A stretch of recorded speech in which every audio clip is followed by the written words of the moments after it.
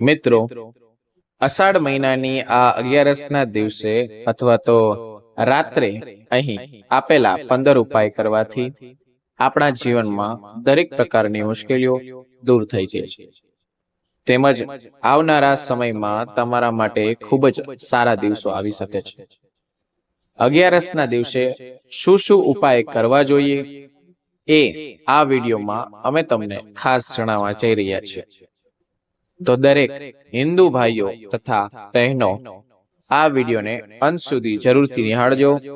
આ વિડીયો આપના માટે ખૂબ જ ઉપયોગી બનશે.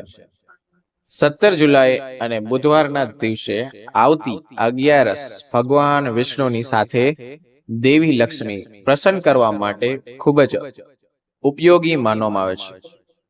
જો આ દિવસે અમુક સાવ નાના નાના ઉપાય કરવાથી પણ તમને ખૂબ જ મોટું ફળ મળે છે. તેમાં પણ આ વખતે એકાદશી પર બુધવારનો સહયોગ હોવાથી આ તિથિ ધન પ્રાપ્ત માટે ખૂબ જ ઉપયોગી માનવામાં આવે છે. તો ચાલો તે ઉપાયની વાત કરીએ. તેના પહેલા એકવાર વિડીયોને લાઈક કરી અને કમેન્ટ બોક્સમાં એકવાર જય લક્ષ્મીમાં જરૂરથી લખી નાખજો, જેથી લક્ષ્મી માતાજીની કૃપા આપ સૌના પરિવાર પર બની રહે. નંબર 1, 11ના દિવસે આખા દિવસમાં ગમે ત્યારે તમે કાળી ગાયને રોટલી ખવડાવી શકો છો. આ દિવસે ગાયને રોટલી ખવડાવવાથી અનેરો લાભ થાય છે. તેમજ તમારા ઘરમાં દરેક પ્રકારના સંકટ દૂર થાય છે. 2 નંબર જોઈએ. આ દિવસે તમે ખાસ તુલસીના છોડને જળ ચડાવી આખો દિવસમાં ગમે ત્યારે સ્નાન કરીને તુલસીના છોડને જળ ચડાવો. તેનાથી તમને ધન લાભ થશે. ખાસ ઘીનો દીવો પણ કરજો. જળની સાથે આપ દૂધ પણ ચડાવી શકો છો. તેને અતિ શુભ માનવામાં આવે છે. આવું કરવાથી ધનની દેવી લક્ષ્મી માતાજી પ્રસન્ન થાય છે. 3 નંબર જોઈએ. આ દિવસે તમે જીવનમાં ખૂબ જ મોટી સફળતા મેળવવા માટે ધનનું દાન પણ કરી શકો છો. ધનનું દાન કરવાથી તમારા જીવનમાં સફળતાના દ્વાર ખુલી જશે. જો તમે નોકરી ધંધામાં મોટી પ્રગતિ કરવા માંગતા હોય તો ગોળ અને ચણાનું દાન કરો. આ સિવાય કોઈ પણ પ્રકારની જરૂરિયાતમંદ વ્યક્તિ તો તેને કપડાનું દાન કરો. તેમજ કોઈ ગરીબ બ્રાહ્મણ કોઈ હોય તો તેને પીળા રૂમાલનું દાન કરવું અતિ શુભ માનવામાં આવે છે. આવું કરવાથી તમારી કિસ્મતના બંધ દરવાજા ખુલી જશે. 4 નંબર જોઈએ. આ દિવસે તમે ભગવાન વિષ્ણુના ફોટા સામે 1 રૂપિયો સિક્કો જરૂર મૂકો. 11ના આખો દિવસ તે સિક્કાને વિષ્ણુ ભગવાનના ફોટા સામે રાખો. પછીના દિવસે તે સિક્કાને લાલ કપડામાં વીંટીને તમે જ્યાં ધન રાખો છો ત્યાં તેને મૂકી રાખો. આવું કરવાથી ધનની દેવી માં લક્ષ્મીજી પ્રસન્ન થાય છે.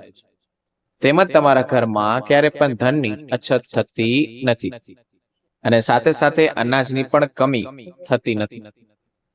5 નંબર જોઈએ. આ દિવસે તમે દેવી લક્ષ્મી માતાને અતિ પ્રિય એવું કે કમળનું ફૂલ પણ ચડાવી શકો છો. તેનાથી લક્ષ્મી આપ પર ખૂબ જ પ્રસન્ન થશે. ફૂલ ચડાવતી વખતે તમે ઓમ નમો નારાયણ ઓમ નમો મંત્રનો જાપ જરૂરથી કરો. આવું કરવાથી ઘરમાં ક્યારે પણ ધનની કમી થશે નહીં.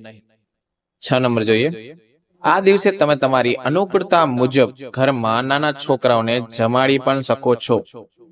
આવું કરવાથી પરિવારમાં હંમેશા સુખ શાંતિ રહે છે. તેમજ તેમના દેવતા પણ પ્રસન્ન થાય છે. કહેવાય છે કે નાના છોકરાઓમાં ભગવાનનો વાસ હોય છે. એટલા માટે આવું કરવું તે સિદ્ધ દેવતાને પ્રસન્ન કરવાનું સમાન છે. 7 નંબર જોઈએ. આ દિવસે ખાસ તમે ભગવાન વિષ્ણુને શ્રીફળ સાથે પીળો રંગની મીઠાઈ ચડાવો. તેની સાથે માતા લક્ષ્મીને દૂધની ખીર અથવા તો સફેદ રંગની મીઠાઈઓ ચડાવો. તેને અતિ શુભ માનવામાં આવે છે. તેનાથી માતા લક્ષ્મીજી તેમજ વિષ્ણુ ભગવાનના આશીર્વાદ સદા તમારા પરિવાર પર હંમેશા બન્યા રહેશે. 8 નંબર જોઈએ. જો તમારા લગ્ન જીવનમાં કોઈ પણ સમસ્યા આવી રહી હોય, પતિ પત્ની વચ્ચે અણસમજ હોય અથવા તો કોઈ પ્રકારના કારણ હોય જેનાથી તમે પરેશાન હોય, તો ખાસ આ દિવસે તમે આખો દિવસમાં ગમે ત્યારે પહેલા સ્નાન કરી અને ભગવાન વિષ્ણુની પ્રતિમા અથવા તો ફોટો સામે બેસીને આસન પાથરીને તમે પહેલા પ્રણામ કરો. ત્યારબાદ ભગવાન વિષ્ણુના મંત્ર ઓમ નમો ભગવતે વાસુદેવાય નમઃ, ઓમ નમો ભગવતે વાસુદેવાય નમઃ નો જાપ કરો. આ મંત્ર 11 વાર જાપ કરો. આવું કરવાથી આવનારા દિવસોમાં તમને ખૂબ જ સારું પરિણામ મળશે. 9 નંબર, આ દિવસે પીળી વસ્તુઓનું દાન કરવાથી તમારા જીવનમાં આવતા દરેક પ્રકારના કષ્ટો દૂર થઈ જશે. તેમજ આવનારા દિવસોમાં આવતી કોઈ પણ મુસીબત તમારું કશું જ બગાડી નહીં શકે. આ દિવસ ખાસ પીળી વસ્તુનું દાન કરો. જરૂરિયાતમંદો અને ગરીબોનું ભોજન કરાવો. કોઈ પણ ગરીબ માણસ જેને કોઈ પણ વસ્તુ લઈ આપો અથવા તો તેને પરિવારમાં કોઈ પણ રીતે મદદરૂપ થવું. આવું કરવાથી થોડાક દિવસમાં અથવા થોડાક સમયમાં તમને આનું પરિણામ જોવા મળશે.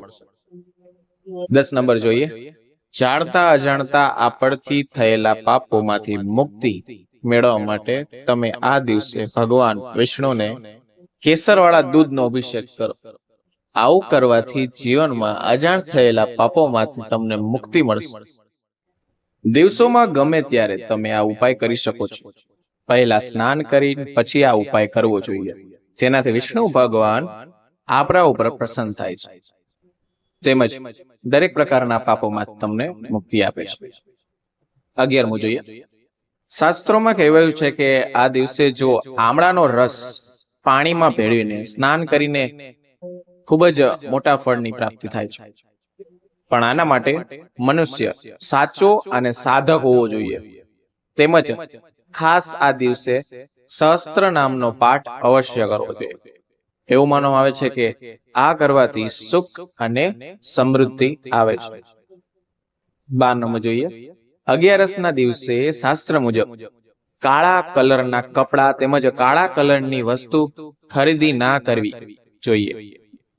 તેને શાસ્ત્ર મુજબ અશુભ માનવામાં આવે છે. 13 નંબર જોઈએ, દાંપત્ય જીવનમાં બમણી ખુશીઓ લાવવા માટે આ દિવસે સ્નાન કર્યા પછી તુલસીના છોડની પૂજા કરવી જોઈએ. તેનાથી તમારું દાંપત્ય જીવન ખૂબ જ સારું રહે છે. સાથે સાથે તુલસી માતાને પ્રાર્થના પણ કરો કે જેથી તમારા વૈવાહિક જીવનમાં મધુરતા જળવાઈ રહે. મિત્રો, અહીં આપેલી માહિતી જો તમને પસંદ આવી હોય તો ખાસ કરી વિડીયોને લાઈક કરજો અને કમેન્ટ બોક્સમાં જય માં લક્ષ્મી લખવાનું ભૂલશો નહીં, જેથી માતાજીની કૃપા આપ પર સૌ પરિવાર પર બની રહે. સાથે આપણી આ ચેનલને સબસ્ક્રાઇબ કરવાનું ભૂલશો નહીં, જેથી આવા દરેક પ્રકારના વિડીયો તમને સમયસર મળતા રહે. ફરી મળીશું મિત્રો કોઈ પણ નવા એપિસોડ સાથે. તો વિડીયો જોવા માટે ખૂબ ધન્યવાદ. જય ગાત્રળમાં, જય શ્રી કૃષ્ણ. હર હર મહાદેવ. હર હર.